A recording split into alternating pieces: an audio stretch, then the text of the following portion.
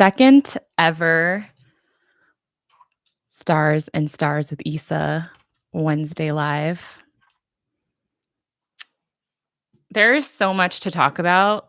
I am thrilled and excited. Also, there's no one here yet, but I am going to start because last week I think I started a little late because I was still trying to figure out how this all works, and now I feel like I get it and I'm so into it. And I made myself some tea this week and I have my water with my electrolytes. So I'm ready. Oh, we have two people here. Hello, two people. As per last week, hello. So excited to be here with you. I'm so excited that you're here. If folks who are here want to say their name and how they're feeling on the supermoon in Taurus, hi, Nor. It has been a really major week in the world and in a lot of people I love's lives, in my own life. And I do feel I have to come clean and say I feel like a appropriate shepherd for a weekly horoscope, given that I am a Taurus ascendant on this. It's your mom. It's my mom and my producer. I love that. Yes, as more people come in, feel free to introduce yourselves in the chat. This really feels like we're all hanging out and I love it. Hi. Oh, this is so sweet. It's my favorite. This is going to be my favorite thing I ever do. So I was just saying, everyone get a beverage.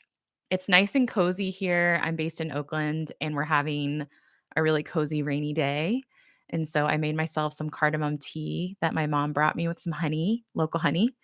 And we're going to, similar to last week, I got some really great new batch of questions from listeners that I'm really excited to go over. And then there's so much juicy astrology, and we're gathered on this gorgeous supermoon in Taurus.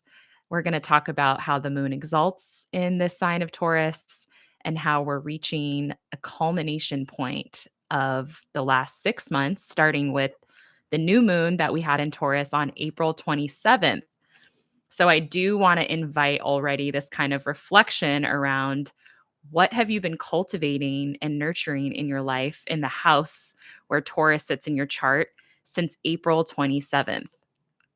And if you don't have time because you want to listen right now and be present, something that I did earlier that was really cool was I looked through my photos app on my phone and I just took stock of everything that happened since April. And it was a really great exercise because sometimes we forget all that can happen in 6 months. And sometimes in a 6 months span, not as much happens. But I'm also happy to go over, if you know your rising sign, where Taurus is in your chart. And LaShawn from all the way from Brooklyn says, I'm drinking whiskey and still celebrating Mom Donnie's win, but that cardamom tea sounds yum. Obviously, that's top of mind for all of us, especially my New York committee, which is pretty much everyone joining today. And lest we forget, I'm an East Coast baby. So that is actually, I think, where I'll start because it's so significant and such a great teacher and explainer for astrology, since we're always looking for case studies in how to understand transits or the movements of the celestial bodies in the sky and how they affect us. And if you saw me on Brianna's Bad Faith podcast, we made a joke that the moon is working overtime for astrologers since the moon is the closest celestial body to Earth.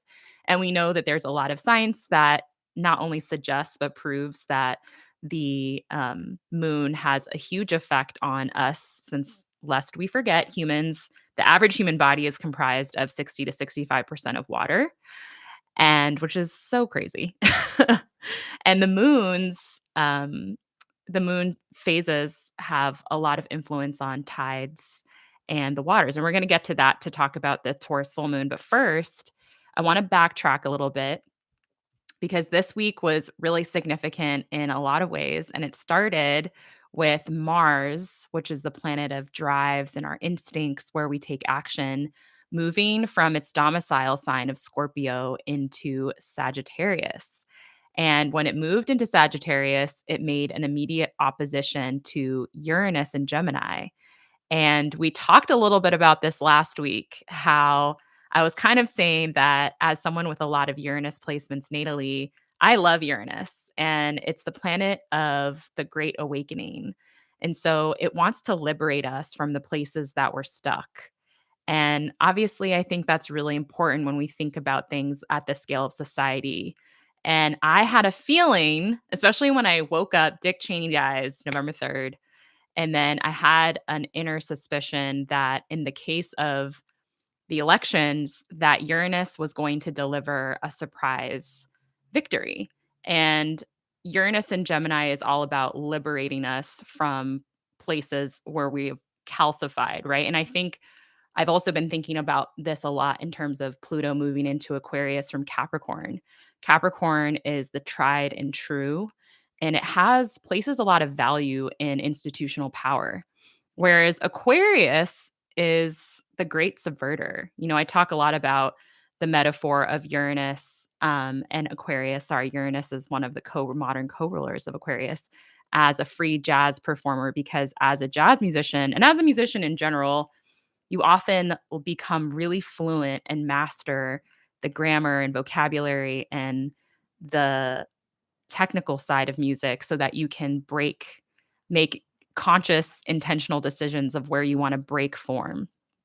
And so that's been Pluto Aquarius. It's like, where can we break down these institutions that have consolidated power in really harmful ways, right? Where there's corporate monopolies, or we're seeing how Republican and Democratic two-party system has failed us in terms of true democratic choice.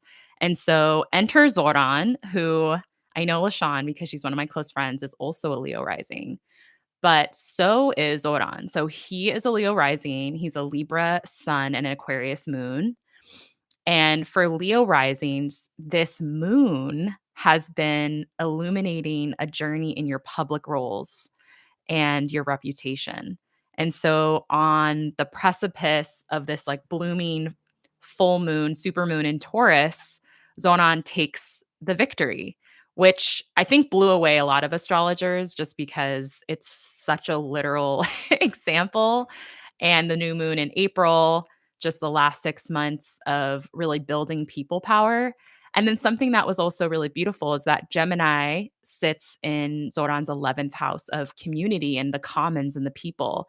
And I was thinking a lot about the people are the engine behind elections, truly. And we're also really the engine behind sustained, meaningful change. And I woke up and saw really thoughtful videos around Zoran not as some sort of hero figure that's going to come and save everything, but more as someone, as a leader who is giving all of us a sense of purpose and direction that then we're responsible for building.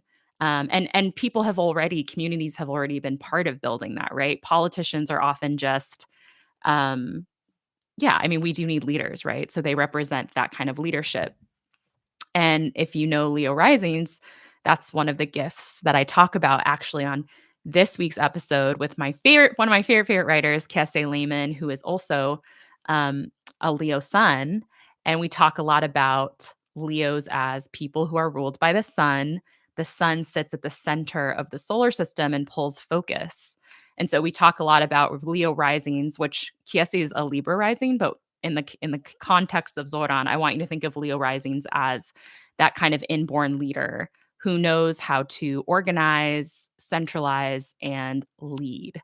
So very poetic stuff. And then Sagittarius, Mars in Sagittarius now is moving into his fifth house of, the fifth house is also the house of fame. It is the Leo house. So it's the house that spotlights.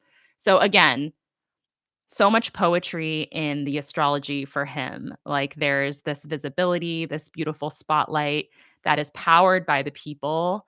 And it's on the eve of this beautiful super moon in his house of public roles that's culminating in this effort of the last 6 months.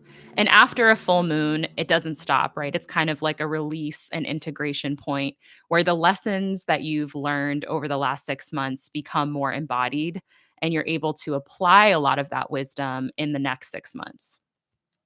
So I thought that was incredible. So if you are Leo rising, I want you to also take stock of what have you been cultivating in terms of your public roles and your sense of purpose, and the gifts or offerings you want to offer and share with the public. And the public can be however you define it. It doesn't have to be such a big example of a politician. It's interesting, right, to think about this full moon because it is an opposition. It's in a wide opposition because the sun is at 13 degrees Scorpio and the moon is at 20 degrees Taurus. So it's kind of a wide orb between the sun and moon. But I also want you to think about the axis of Taurus and Scorpio. So I want you to also think about that relationship between where Taurus and Scorpio sit in your chart. So, for example, I am a Taurus rising, and your first house isn't only just your physical body or your appearance, it's really deep. It's like your deepest sense of authenticity, your self direction, your self possession, how you show up in the world, your motivation for being. It's very existential. And Scorpio sits across the wheel for me in the seventh house of relationships. So the last 6 months have brought up a lot of themes of balancing power and balancing a sense of worth and value in how I understand and perceive my own value and the power and value I outsource to my partners. So that's been a really nuanced training ground for me my entire life. Since if you know my birth chart, which I share pretty publicly, I have my sun, my Mercury, my Venus, and my Pluto all in Scorpio in the seventh, and I'm a Taurus rising. Oppositions are also fascinating when they are on your ascendant line because oftentimes the way that you present or the way that you're perceived, which in my case is Venusian and Taurian. Taurus is a fixed earth sign. It's the bull. It's the one I always like calling Taurus also the queen of velvet waiting, which one of my favorite tarot readers uses for describing the queen of pentacles in the tarot deck. And Taurus is all about that slow, patient sustainer and gardener archetype who self generates abundance. And I always imagine this queen sitting seated in her garden, just being so delighted by the simple delights of life, like the way the light hits a leaf, or just being surrounded by the bounty of her garden and hearing the laughter of children and being surrounded by animals, and there's just like a quiet serenity and peace about her. And I also think of Taurus in its highest form as someone who's deeply patient. And obviously, Taurus in its less evolved form is just straight up lazy and super self-indulgent. And whenever you overindulge, you can become extremely stuck, right? Because we need that tension to create change. And change is, it's like Octavia Butler's refrain, God is change. So sometimes Tauruses need to learn when to actually take action. But for the sake of understanding the beauty and what's available for this moon, I want us to think about where we're trying to bring more patience and more trust. That's a word that we use a lot, but it's been a really powerful word for me as I've gotten older. And as a Scorpio stellium, I really struggle with trust and trusting in the will of the cosmos or in the unknown. And Scorpio can be a very strategic sign as a form of self protection. So it likes to map all of the potential scenarios in order to feel prepared. But Sagittarius, which is a key player in the stars right now. We have Mercury and Mars in Sagittarius.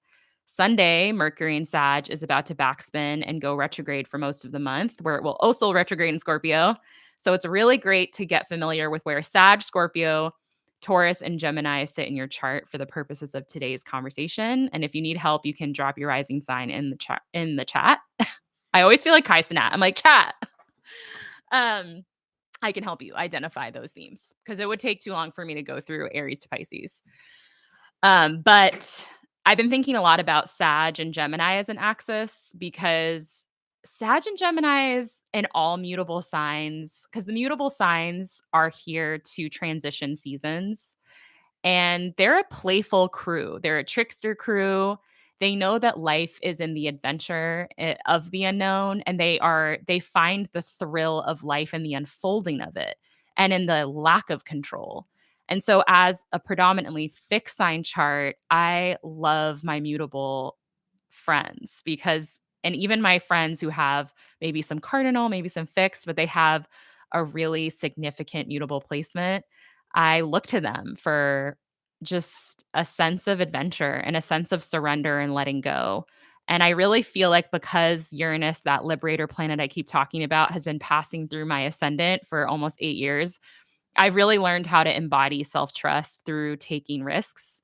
Like something I could share that's to ground it in something tangible is I made the decision 3 weeks ago to sunset my part time nonprofit job that I've been doing for around 5 years since 2019, right before COVID hit.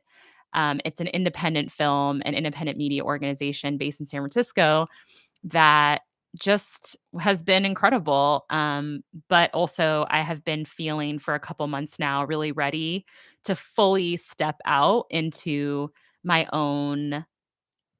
Who's here? I hope I didn't miss the Q&A. I didn't miss You didn't miss the Q&A section, so you're good. Welcome, welcome. So that's a good example for me of as a Taurus rising, just learning how to something I've really learned in the last 2 decades as I approach my 40s is self-trust for me has looked like learning how to take risks. And instead of being completely neurotic about setting up the next thing before jumping within reason and responsibly, because I live in the Bay Area and it's very expensive. And I don't have a single blood relative that isn't a plane away, though I have so much chosen family that holds me down. So shout out to them. So within reason, right? You don't want to make impulsive risks, but I think that's something I really learned in my 20s and 30s was that there's that meme that's really sweet and wholesome. That's like the path appears as you walk, and I have really lived to tell that tale.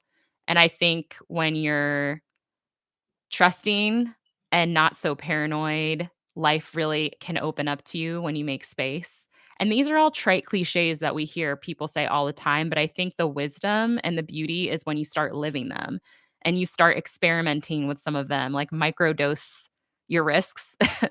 So I think wherever Scorpio and Taurus sit in your chart, it could be a really cool time to experiment with what are some behaviors that, would shake things up for you? And that brings me to another headline piece of astrology. Well, two headline pieces of astrology that have yet to unfold, which is on Thursday, which is tomorrow, November 7th. No. November 7th is Friday. Uranus, which has given us a sneak preview in Gemini for the last few months, is moving back into Taurus until April 2026. And it's going to be the last 6 months of this signature since 2018. So this is a cosmic graduation for all of us. So where is Taurus again? That should be the name of this one. Where is Taurus in your chart? And Uranus, the disruptor planet, has been trying to shake things up in that area of your life.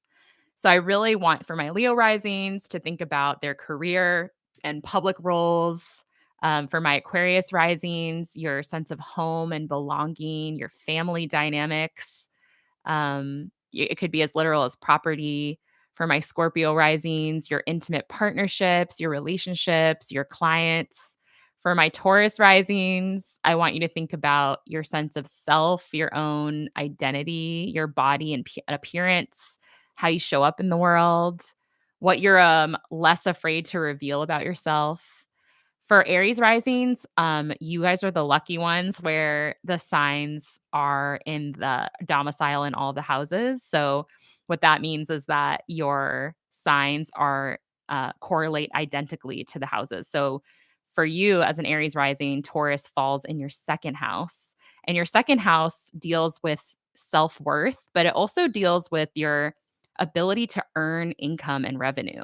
So the second house is very literal and symbolic as all of the houses.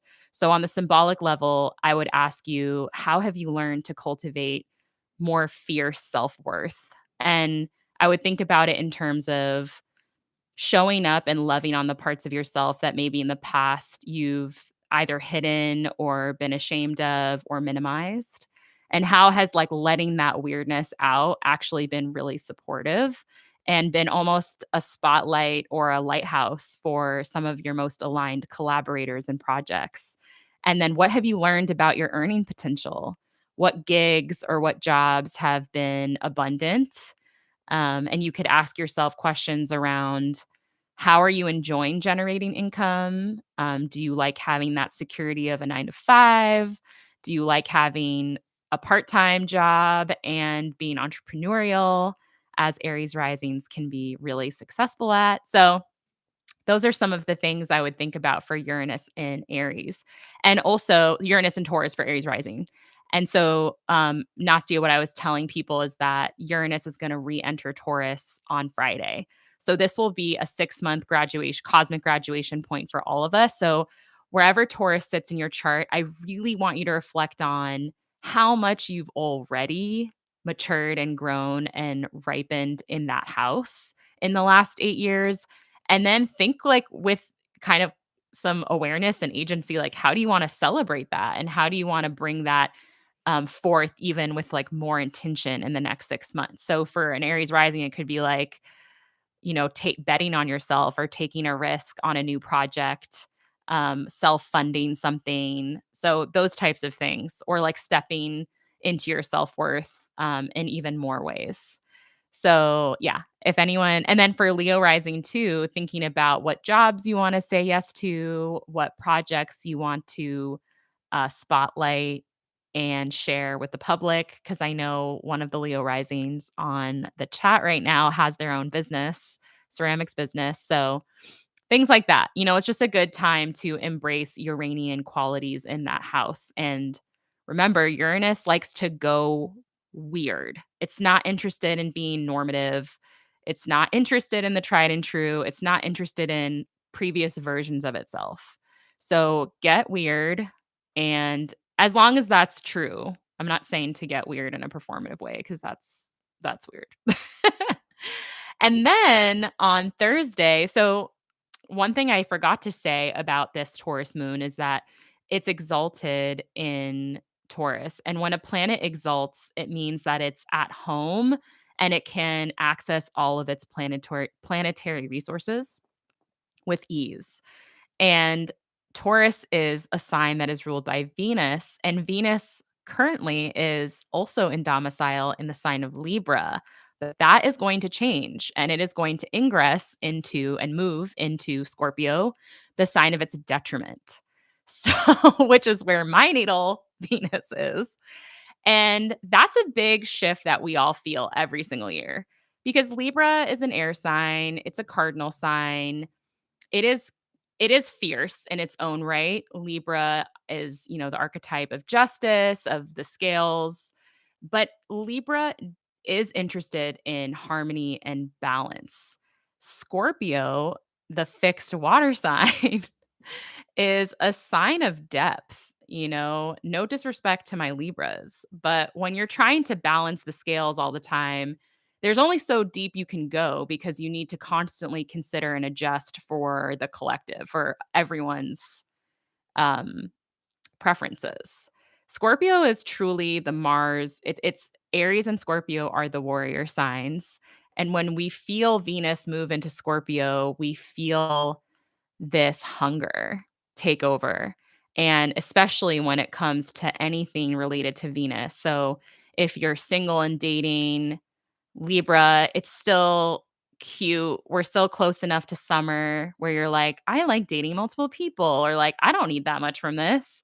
And then Venus moves into Scorpio, and suddenly it's darker, earlier, and this animalistic part of you wants a sense of security and reliability and the real thing. It's like Venus and Scorpio is peak cuffing season energy where you start hungering for something real. And that's not to say that other forms of connection aren't real. I'm just saying from the lens of a Venus and Scorpio, it's very black and white energy and it's very like devotional energy. And there's a shadow side to it because sometimes that hunger can teeter into obsession. So I think during Venus and Scorpio, it's really good to just watch for obsessive thinking, for scarcity thinking. If you're feeling not resourced in Venus related things, which could also be financial, to try and not fall into a pit of despair or scarcity mindset. Because again, Venus is only going to be in Scorpio for a little bit, and then it's going to go into Sag, which is ruled by Jupiter. And Sagittariuses have this inborn trust in abundance, even if they're super broke. I know a lot of broke Sagittariuses, and they just find a way to believe, and things happen for them because there's some very strange cosmic law where if you believe, you receive.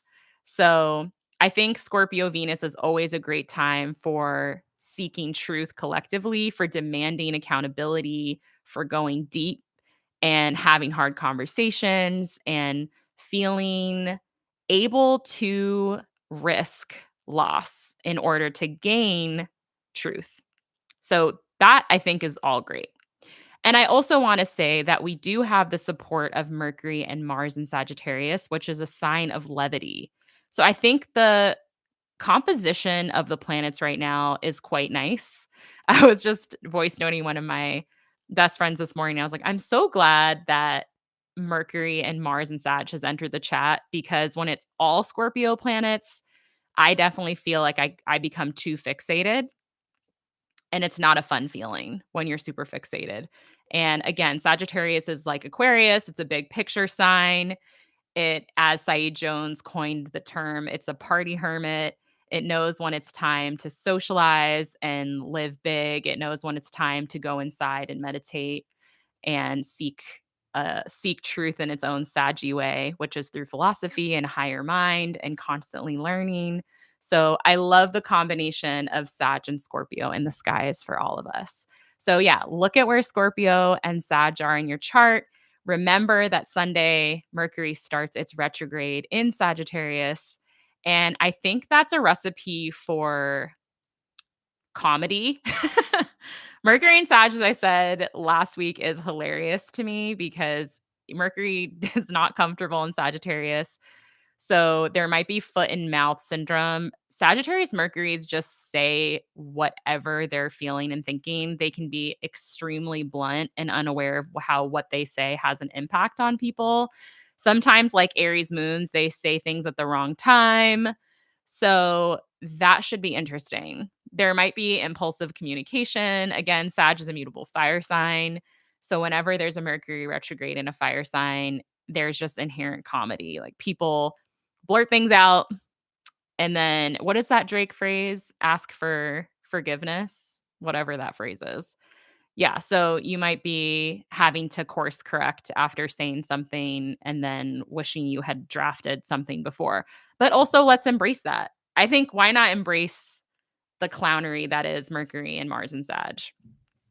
And at least Mercury and Mars and Sag isn't calculating like Scorpio. And I think sometimes your best relationships are a lot more resilient. And when you're not being perfect and when you can be messy and it's held with grace, or it's even someone matches or mirrors your humor, it's good information. You want that. You can't always be like saying the perfect thing, right? In every friendship or relationship. So I am going to move us into some questions because we just did a lot of astrology and we're almost at the halfway mark and we have some really good ones. I think because Kate is in the chat and I believe Kate asked me this question, I want to answer it since you're here and I don't want to assume you have all the time in the world. So, your question, which I loved, is how do I balance my Taurus laziness, in quotes, with the Aries and Sag fire of my chart? And I told you that I felt like I was the perfect person to answer this question because I'm a Taurus rising. You're a Taurus sun. I'm a Taurus rising with Aries moon. So I know very well how my Aries helps balance my Taurus. And I have had a few Taurus sun boyfriends, and I was a little bit shocked. I wouldn't say the laziness, but I would say kind of like Cancer suns, Taurus suns, and Cancers really require a level of routine and familiarity and comfort to feel just like baseline themselves, which I think is beautiful. But I do, as someone who's lived with many Taurus suns, sometimes I do feel like what Taurus suns don't always often see is that that can quickly create stagnation. And because Taurus is a fixed earth sign, it more than Cancer sometimes can't even see the way that it has created an inborn fear of change because it's not at the conscious level. But Aries and Sag is the opposite. So Aries, adventure and change is like oxygen for Aries. Sag too, like Sag needs more adventure and philosophy. And I actually think this is where Aries and Sag require different things. Like Aries needs a lot of novelty. It's very competitive, but it competes against itself. Aries is actually a very generous sign. Aries is the type of sign that's like everybody can there's space for everyone, but I'm going to compete against myself, and that's a rush for me. So Aries needs constant challenges to be nourished. Sagittarius, I think people forget in the modern system that Sagittarius is really associated with the higher mind and learning. So Sagittarius, like I was just, to be totally honest, thinking about this in the context of dating and sex, how like Aries I feel like is more fickle and more sexual energy, whereas Sag is down for commitment. They just need space because they need to be constantly roaming and wandering and traveling, whether that's literal travel or psychic travel.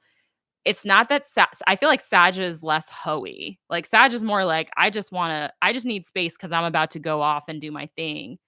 And Aries is a little bit more, I feel like, sexual, but that's a tangent.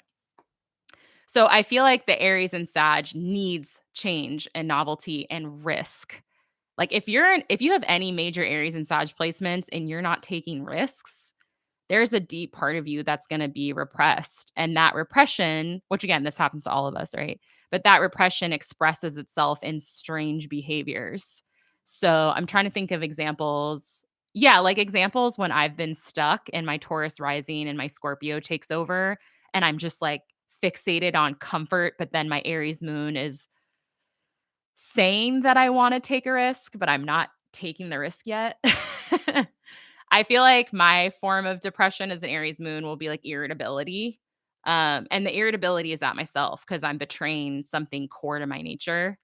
Um, and then a really ugly side of it can be judgment. I think Taurus suns can, same with Virgo and Cap, they can aim their dissatisfaction at their environment or at other people, or they can create like a weird um victimization mentality of like, if these variables were different, then I would take that risk instead of taking accountability and saying, what are the smaller risks I can take, or what are the smaller adjustments I can do now to get to that bigger dream that I have. So, yeah, I feel like all fixed signs, this is true, but Taurus is the bull, you know? And I will say Taurus is ruled by Venus, and Taurus also sometimes, because part of its gift is sustaining, securing material resources, sometimes Taurus really needs to know it's going to be okay and it's going to be safe. So making sure that your Taurus feels some level of safety and security so that it's not just the Aries and Sag that are getting their needs met either. Let me know, Kate, if this is like answering your question or if this was about something specific in any area of your life. But I do feel like the Aries and Sag knows that change and adventure and novelty are necessary to knowing yourself. And if you stay too stuck in the familiar, then you actually don't know yourself that well at all because you only know yourself within this very curated context. And so I think that Aries and Sag has like an inborn trust and wisdom. And I think that's the thing that I fell in love with about our birth chart is that we have all of these different planets are a team of collaborators.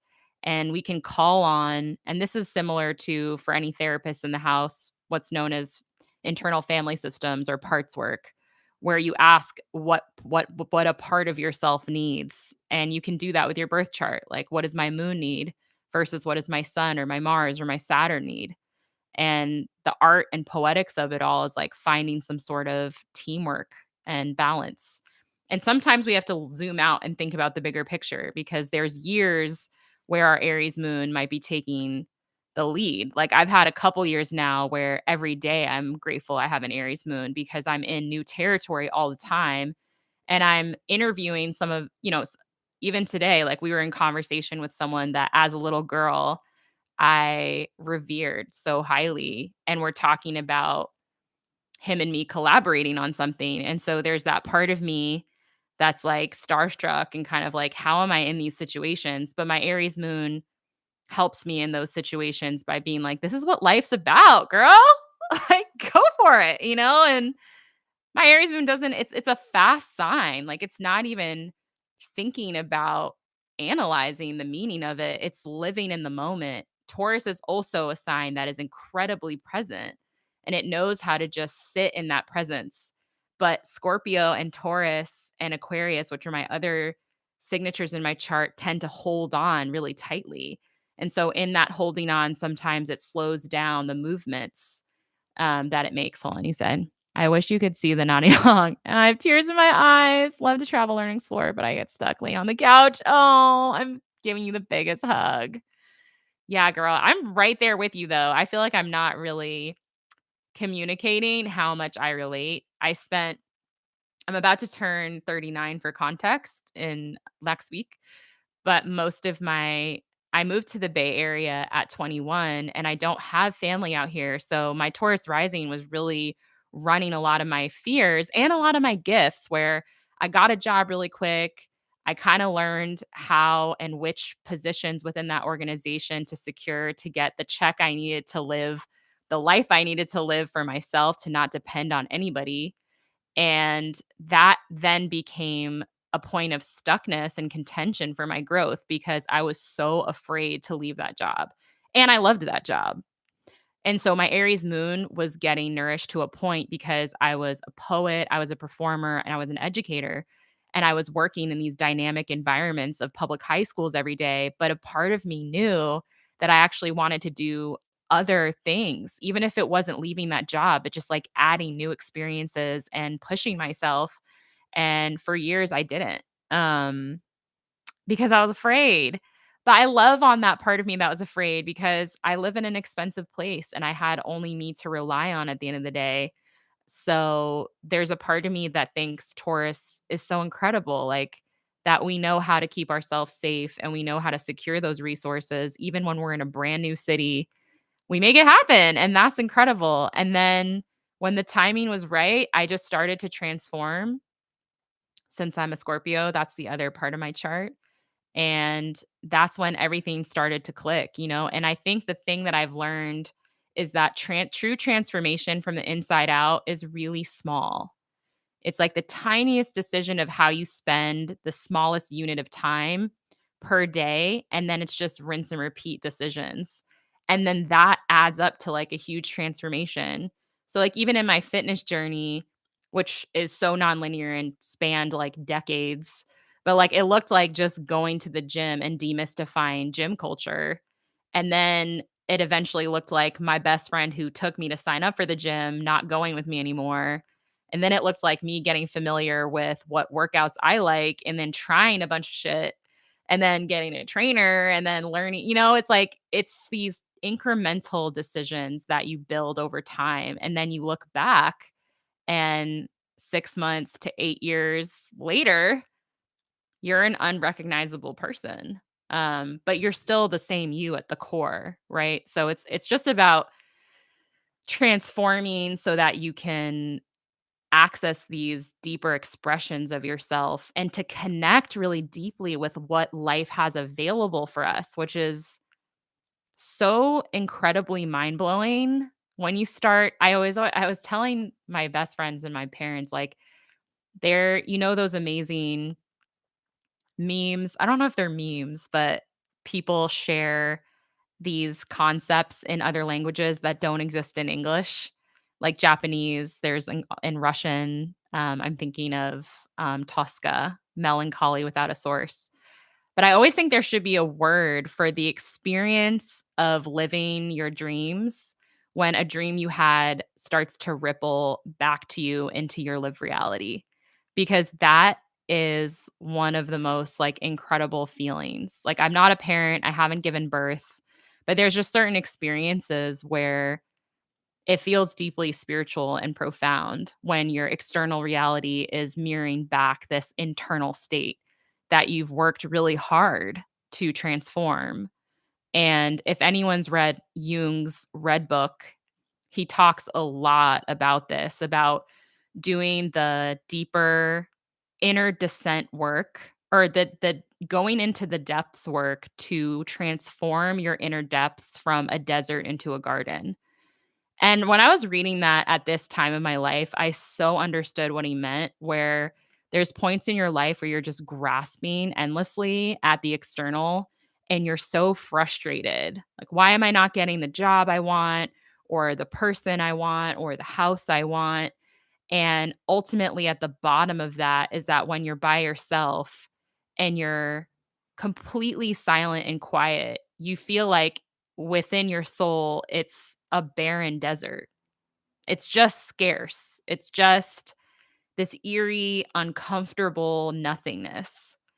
And life can't really thrive there when everything internal feels worthless and then everything external feels out of your control.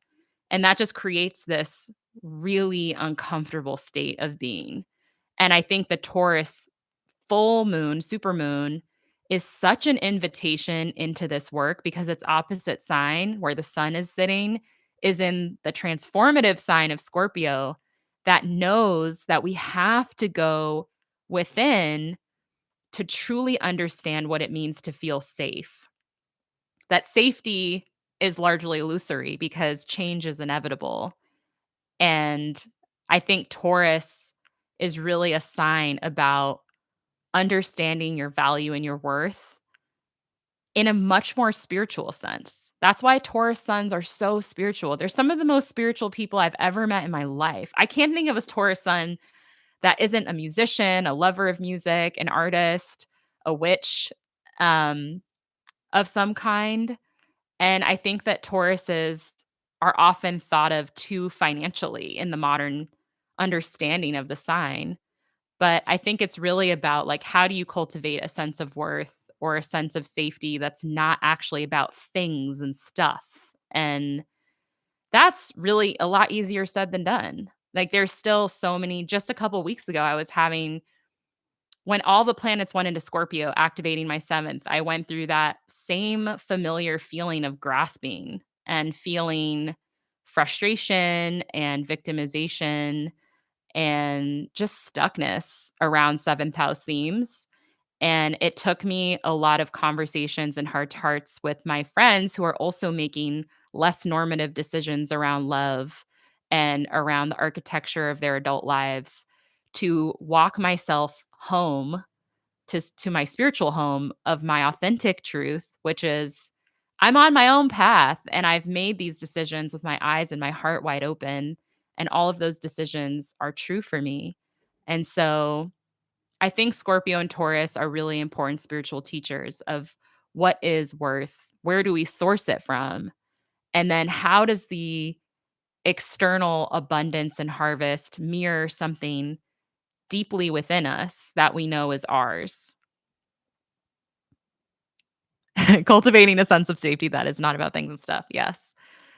Dog biter said safeness. Ooh, I want to hear more about safeness. Um, so yes, that was a little bit of a tangent away from your Taurus, Aries, Sag, but I just love Taurus sun so much. And I know that your Aries and Sag will click in when they need to. I think that was the last thing to answer your question is I'm really learning how to trust myself and how to force things a lot less. And I was journaling about this morning, that my Aries and Scorpio often mistake life for a battlefield. With everything in my life, I always feel like I have to fight and prove and fix and win It's very active, willful energy. My chart is predominantly Martian, and I'm a fierce competitor. I'm someone who feels very comfortable in pioneering situations where I'm the first or the only, and it's fatiguing. And there's a part of me that also is learning how to step back and rest and receive and be still and be quiet. And underneath that fear of stillness is this really distorted belief that if I don't prove or fight or convince or not manipulate, but if I don't will it, it won't happen. And that's a pretty vigilant state to be in all the time. So, for anyone else with a bunch of fire or Scorpio placements, this might be familiar. But what are the parts of life that are actually about allowing? And there's a lot of Japanese haikus that have really like soothed me with their wisdom in terms of like a plant doesn't will its growth. So a big word for me in this next year is allowing. And like, what are the relationships and the opportunities that it's like the idea of the path of least resistance, which is a concept I really didn't resonate with, nor did I understand it because it sounded so passive. And I associate passivity with this like American illness of not putting in effort. But I had to become aware that my chart is hardwired to romanticize hard things. And if you listen to my episode with Kiese Lehman this week, we talk about both of us have this like deep solidarity with the difficult in life, the things we have to earn. And so if you relate to that, I think this Taurus moon is a really profound opportunity to think about how can we also equally value the things that come through rest that emerge. It's not that they emerge without effort, but that we allow them to emerge, that we allow things to unfold and that we allow this like mutual receptivity of life. Wow, as a partner of someone, as Scorpio was telling me, you're currently illuminating the Scorpioness. Oh, yeah, obsession with hard work. Yes, you have more than earned our partner. Oh, yeah, and I mean, I think everyone close to me, or you can even hear it in the show. I have this like aversion to the word or the concept of deserve. And because my Mars is in this very abstract air sign of Aquarius, something that I do often that your loved ones or yourself might do is that I use my political lens to rationalize pretty much everything. So I'll be having an intimate conversation and I'll somehow abstract because that's what creates the sense of safety and control for me. And what I realized is that that's not helpful. I think it's amazing to think about how children have no choice but to grow and change. And we forget that we have to continue to allow for growth all through life at the very stage. Oh, I love that. Yeah, the chat is going off. I love the chat function so much.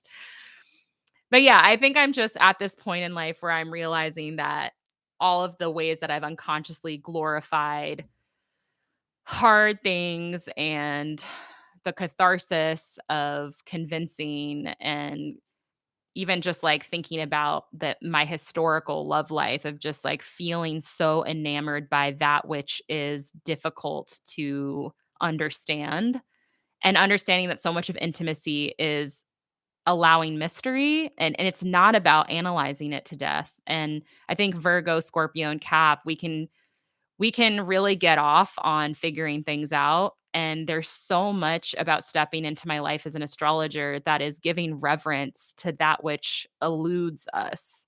And as a younger person, I just wanted to be like an academic, or I just wanted to be someone really smart and really competent. And now as I get older, I just don't even know where that part of me is anymore because I just feel so in awe all the time. I'm in awe of babies. I'm in awe of the moon. I'm in awe and revere so many things that I used to be really flippant about, which now looking back at it is like a lot of arrogance. But it's not arrogance is like a secondary emotion. Same with anger. It's more just underneath that is a fear of the unknown.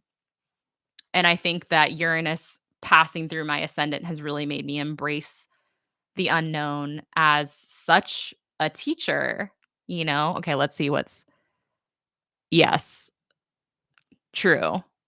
LaShawn is saying, "To be fair, that was hardwired so many of us millennials. It has to be difficult, and we have to fight for it."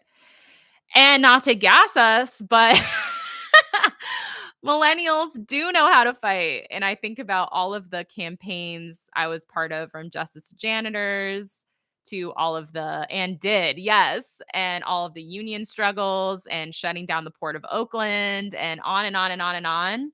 And I'm so proud of that younger version of myself that was a warrior, especially since I have a lot of 12th house. I feel like when you have a lot of 12th house, you're a warrior for the collective. You're, in my Aquarius Mars, you're a warrior for the people. You're not a warrior for the sake of just fighting, right? Like you're a warrior to protect the most vulnerable among us. My Pisces sister been crying because every step has been challenging for real. Yes. Double down on tenderness. Deserve is such a broken thing. The hardness is necessary and beautiful, but it morphs. What a sweet piece of open heart, deep warrior. Oh my gosh, you guys. I'm gonna start crying. That is so beautifully said. Yes, double down on the tenderness. And I don't know if anyone in this chat can relate, but I'm gonna be very real. Tenderness has become so much easier for me, but there are still, unfortunately, moments where I feel so weak when I want tenderness. And because my Mercury is in Scorpio, and something that's fascinating about water sign Mercuries is that we prefer to communicate through the nonverbal. So we're more comfortable with energetic communication, whether that's through body language, eye contact. So I routinely have to remind myself that in relationships, it's really, my job to communicate how to love like how someone can love me. But it feels really embarrassing to want tenderness as an Aries moon, Mercury, and Venus in Scorpio, conjunct Pluto, retrograde, and on and on and on. So I'm still learning that tenderness is what makes me deeply human, and that people feel so honored. The right people feel so honored and so connected to that request because it's something that's such a shared desire that we all have. Nevertheless, it feels still at 38 so embarrassing to want and need it. So if any of you have your own advice on that, I don't think there is advice on it, is what I've realized. It's like funny because we're in this era of kind of like an advice kink. Like everyone has advice, everyone's an expert, everyone has their listicles, but you can't like list your way through emotional connection. Like it's the one thing where you just have to get messy and roll your sleeves up. And it's not one conversation, it's endless conversations, endless embarrassing conversations, which I delights and terrifies me. But this is a good example of Mercury and Sag retrograde. It's just a funny time. So I think I'm just ready to embrace the Sag of it all. Because again, when I think of Mercury and Sag, I think of foot and mouth syndrome. I think of I just said that and I could have said it way more elegantly and I didn't, but I did the thing.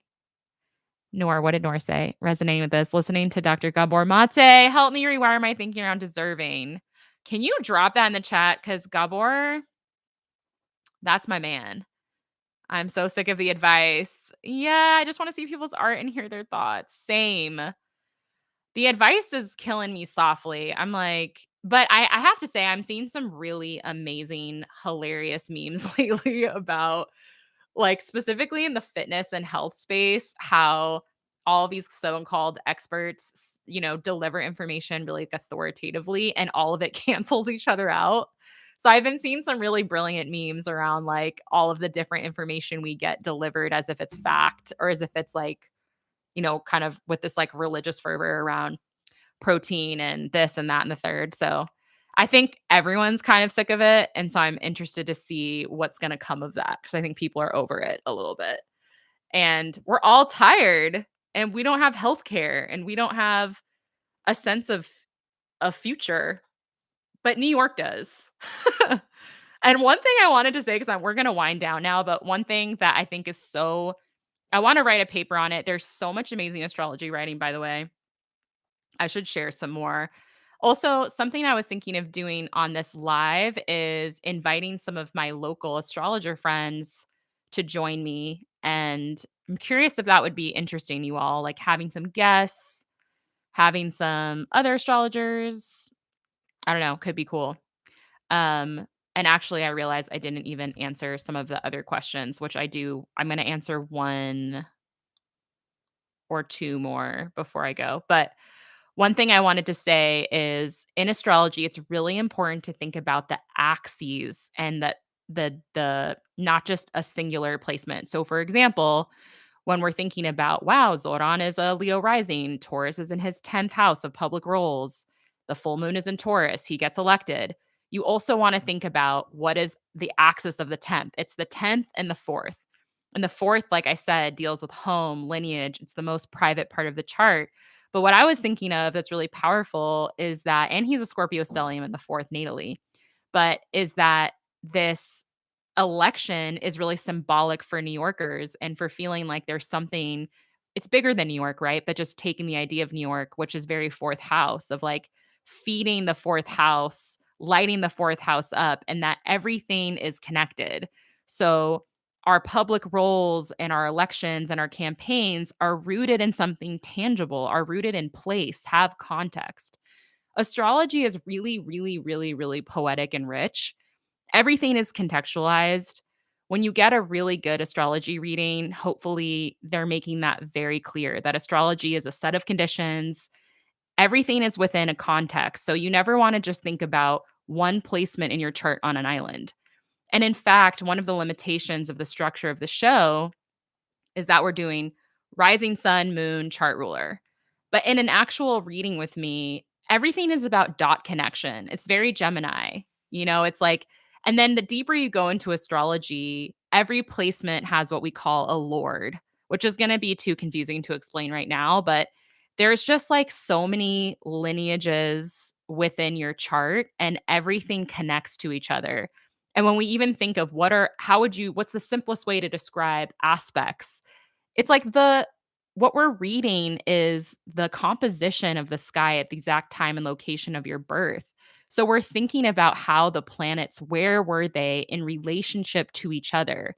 And how are those relationships mapping onto your inner psyche and your inner world? So it's really, really poetic and beautiful. And there's so many metaphors and ways that we can apply the personal and the collective to our charts. So that's my big feeling about astrology right now is I'm just falling more and more in love with it. That is just something undeniable. Okay.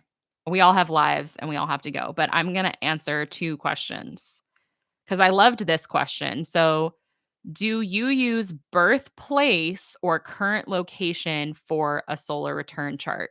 If you haven't gotten into solar return charts, you basically are creating a birth chart, a new birth chart for your current birth year. And it's an incredible tool if you're interested in mapping central themes for the upcoming year, especially as it comes close to your birthday. So, a lot of people, it's not a surprise, want to book a reading with me on their birthday. And I've been offering solar return charts now because I think they're really interesting in bringing your natal chart and animating it into the present. And evolutionary astrology is real. Like we have this birth chart, it's kind of the cosmic blueprint. But as we grow and change, so does our birth chart. I think it's kind of a simple, cool concept. So what I've found is that your birthplace and your current location create very different charts in terms of aspects and house placements. It's just like house systems like Placidus and whole sign. I really encourage people to create two charts, cast one for your birthplace and one for your current location, and really use your intuition to get a sense of which one feels accurate for you because my birth chart my solar return charts have been feeling significantly more accurate for Oakland, California. I was born in North Carolina. When I do North Carolina, I totally see some thematic resonance, but it's really less resonant for me and for me specifically than my solar return in Oakland. So I will say though that a lot of astrologers use that exact birth location because they feel like it's, you know, it's more accurate. But I'm a big proponent of everyone putting their critical brains on, putting their critical brains on, putting their critical thinking hats on.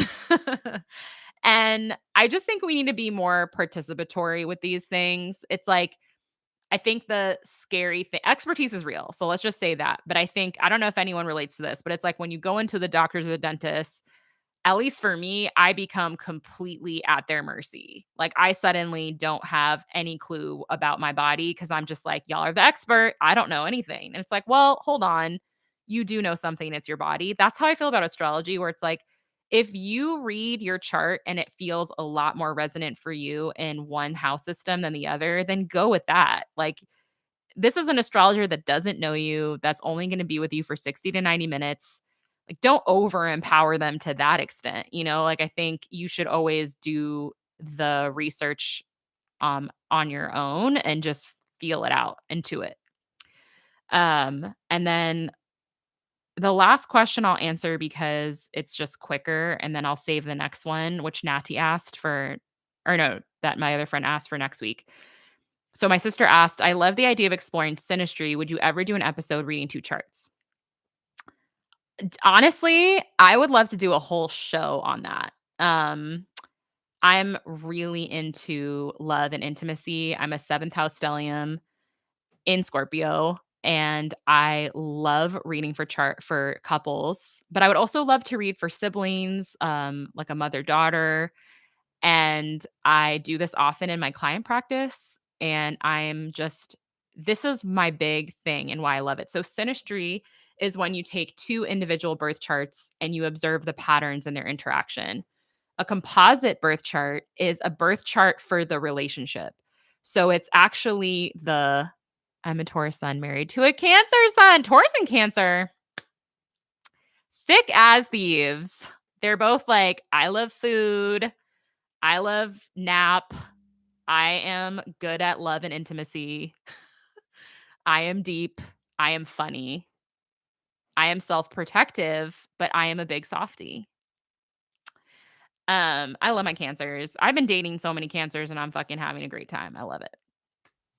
But the other day I was like, I sound like such, yeah, that I'll save that for later. But synastry is the individual birth charts interacting, and then the composite is the birth chart of the relationship. And the reason I love composite charts is because it takes the psychoanalysis and pathology out a little bit, where it's like, you're so like that. I'm always like this. You always say that. And it creates this like very creative, generous third body, which is the relationship. And it makes you really reflect on how each interaction produces these unique conditions. And every single relationship in our life produces an original dynamic. And that to me is, again, the poetry of astrology of like me and my eldest sister, me and my middle sister, me and my mom, me and my dad. We have these like unique connection points, these unique points of tension, these places where we don't understand each other, these places where we have a complete nonverbal shared shorthand understanding. And I love that idea too of composite charts and synastry, where as an astrologer, you want to see squares, you want to see oppositions. You don't just want to see trines and sextiles. You want to see some conjunctions. You want to see Saturn. You want to see aspects to Pluto. Like, you want to see challenging points of tension and points of harmony and points of resourcing. Because why? Challenges help us grow. Difference is, I mean, just taking a page out of my girl Esther Perel, my girl, I wish.